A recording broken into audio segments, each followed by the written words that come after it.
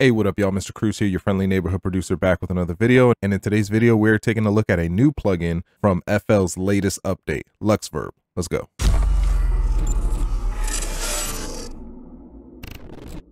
All right, so Luxeverb, as we see here, it's a brand new reverb plugin, and it looks more complicated than Fruity Reverb 2 ever was. But essentially, it just breaks up into a couple of different sections. So here we have our input section where you can kind of adjust the gain knob of the dry sound. And then you're also given these filters to be able to apply a filter before the sound hits the reverb. And then here you get your typical reverb settings. You have your decay, size, diffusion, and that's usually it for like the normal standard settings that you get in your usual reverb. And we also get a couple of other stuff here, but I'll explain those later. And in this section, you get your feedback. So this is kind of your delay, but also the delay is very minute. So you're not really going to get a trail of delays. This isn't like adding a delay plugin to your reverb sound. This is much different. So it's more so for modulation than it is for like actual delay. And then over here, you get your output section. So in your output section, you get your dry knob, your wet knob, and then a couple of other parameters that you get here as far as like applying a peak filter. Down here, screw this because this is too complex. I'm just playing. But this is just the envelope section. Here you have just a huge spectrograph where you can either apply your spectrum or you can add peak visual. So I'll show you what that looks like in a second, but it's just visual. So it's really not all that important. And most of this envelope is used for modulation. When it's set to wet, this is going to apply to the output section. So the stuff over here, this will be modulated and you can control the modulations from these knobs right here. When it's set to decay, it's going to apply to the reverb section. So these settings right here will impact and affect what's going on with the reverb. But like I said, all that stuff that's just too much. That's being extra. If it's not set in like a preset, then I'm not necessarily going to go in here and like mess around with stuff. So for the purpose of this video, we are going to largely ignore it until we get to going through some of the presets. So let's get into like the cool stuff that we see here with reverb and with feedback and how you can use it to get really cool sounds. For starters, brightness, that's self-explanatory. It just like impacts how bright the reverb sounds. So it's really kind of just like boosting a high shelf. Size and diffusion are kind of self-explanatory. If you don't know what diffusion is like you playing a guitar in a big empty room. And now let's add furniture. So the more furniture that I add, that's going to change the sound of the reverb. And that's what diffusion is. Diffusion, the more diffusion you have, the more furniture you're putting in that room to impact and change the reverb. The higher the character is, you're kind of going to get like this kind of like wah-wah effect that kind of creates like a bit of an echo. The lower your character is, the more grungier your reverb is going to sound, but we'll get to that later. And this P delay, this actually stands for pre-delay. So I usually like to have mine set to the tempo sync button right here. So that's how you'll see it on mine, but this affects the pre-delay. The mod amp and the mod frequency, these two kind of work in tandem. So if you have your mod amp set to 0, I don't think your mod frequency will be impacted at all, but we'll mess with this. This is really actually like my favorite part about this new reverb that we get, because it really does apply like a really distinct effect to your reverbs now. And then over here we got feedback. So this applies to the delay section, but it's actually a delay with a pitch bend effect that you have here. So in this pitch shifter, you can actually have the reverb that is being fed back into this section right here, causing a delay. You can actually have that be pitched up or down between -12 and +12 semitones. So you get to go a whole octave up or a whole octave down. This is really dope because I got some really cool sounding effects coming from my reverb using this. So I think this is probably the best part of having this new reverb. Like what you get here with this feedback, top notch. And then you also get a delay that you can use here. This delay is a little bit more noticeable than what you get with like a pre-delay here, and what you get with the delay from the character, but it's not your typical standard delay. So if you're looking for that kind of sound, then throw a delay on it before you throw the reverb. And then the output section, okay, boring stuff. Yeah, wow. All right, let's get to it. For now, I'm going to turn this off and I'm going to show you guys the beat that we have here. So we're going to throw it on this guitar right here.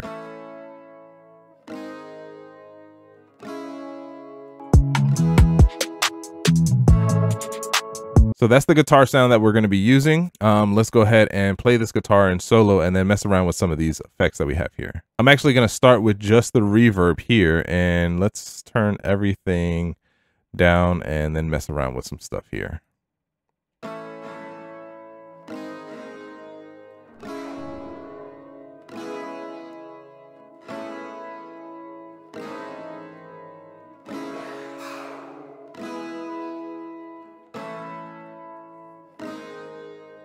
I typically don't like a pre-delay sound, so I'm going to turn my pre-delay all the way down.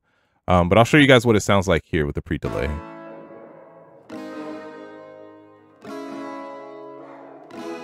but I don't really like that stuff though. All right, so now let's get into the characters. The thing about the character knob here is that you're really going to notice it a lot more when your room size is set to a larger amount. I'm going to turn the size room up a lot, and then you'll hear the washy, you know, pumping tremolo kind of effect that you get from the character, which is a delay here. It's just a minor delay when it's cranked all the way up versus when it's kind of set to 0.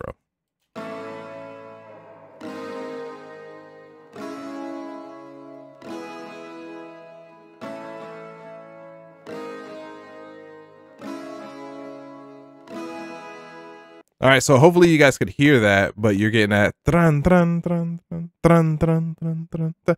you're getting just a little bit more, you're getting a more distinct delay when you have your character turned all the way up versus when you have it turned down. But again, that depends. This is tied to your size knob. So the larger the room, the more you're going to hear this character kind of take effect. So this part down here between mod amp and mod frequency, this is probably like the best part of this new reverb. The mod amp, you're actually going to hear a little bit more of a difference when you have your character turned up. So probably where my character is good. You'll be able to hear that effect a lot more clearly, but messing around with these two, I really got some pretty cool effects. So let's take a listen.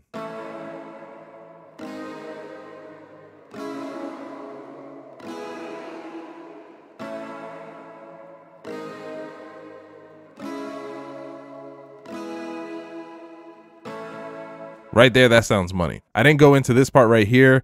Normal, freeze, and sustain. All this does is this will hold your reverb. So normal means that your reverb is going to decay like it normally does.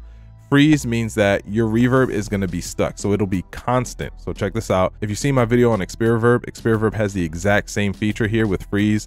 Sustain is different though. Sustain will continue to compound the reverb effect, so that reverb is going to get louder and louder and louder as time progresses. But that's kind of what these do here. All right, so let's get into the feedback section, because the feedback section is really the best part about this, because this pitch shift that allows you to apply pitching just to the reverb and not necessarily like your incoming signal. So I'm going to set this to 0, and then we'll mess around with it with putting it to up an octave and then down an octave.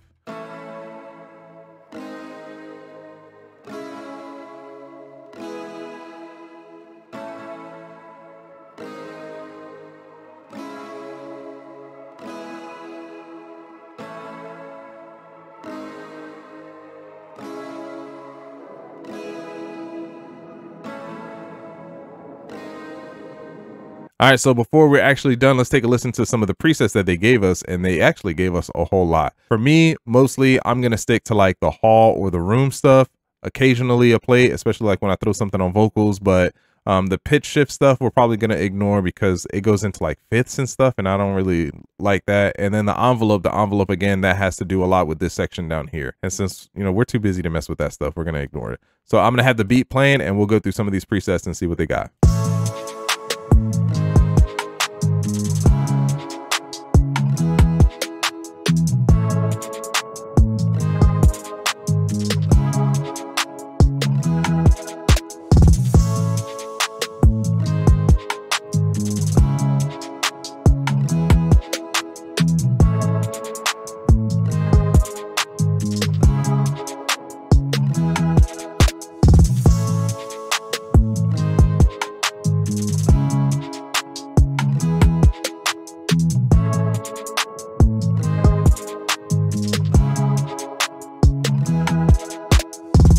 This one right here, I like this one, especially when I turn the feedback on. Let's listen to it muted.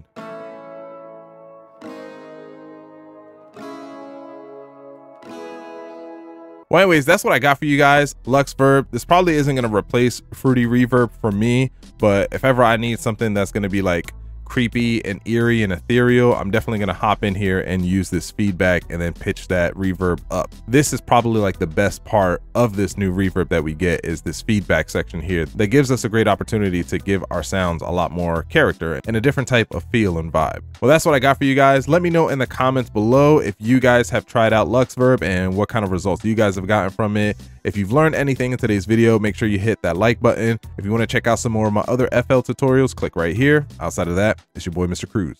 Out.